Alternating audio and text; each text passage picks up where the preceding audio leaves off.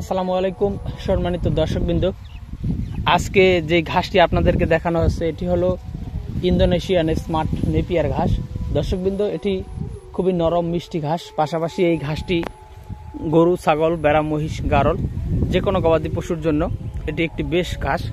দর্শক শ্রোতা, এই ঘাসটি মূলত এখন গরুকে খাওয়ানোর জন্য উপযোগী, অর্থাৎ এতটুকুন ঘাস হলে আপনারা গরু মহিষকে কেটে খাওয়াতে পারেন। দেখেন, এই ঘাসে হলো প্রচুর পরিমাণে পাতা থাকে।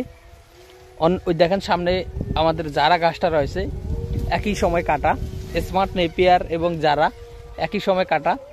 স্মার্ট নেপিয়ারের থেকে জারাটা দ্বিগুণ লম্বা হয়ে গিয়েছে, তবে স্মার্ট নেপিয়ার কিন্তু জারার থেকে দ্বিগুণ বা 4 গুণেরও বেশি চারা কিন্তু নিচ থেকে হয়েছে। দেখেন স্মার্ট নেপিয়ারে কি পরিমাণ চারা, দেখেন প্রচুর কিন্তু চারা স্মার্ট নেপিয়ারে দেখেন। আর যারা কিন্তু চারা কম, কিন্তু যারাই কিন্তু লম্বা।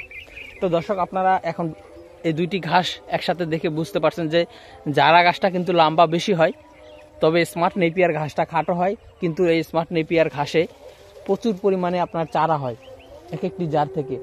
তো দর্শকবৃন্দ, বর্তমানে আমাদের কাছে জারা এবং স্মার্ট নেপিয়ার দুইটা ঘাসের কাটনি রয়েছে। আপনারা চাইলে স্বল্প মূল্যে আমাদের কাছ থেকে 100% এই ঘাসের পরিপক্ক কাটিংগুলো সংগ্রহ করতে পারেন। সেক্ষেত্রে অবশ্যই আপনারা আমাদের স্ক্রিনে দেওয়া নম্বরে যোগাযোগ করতে পারেন।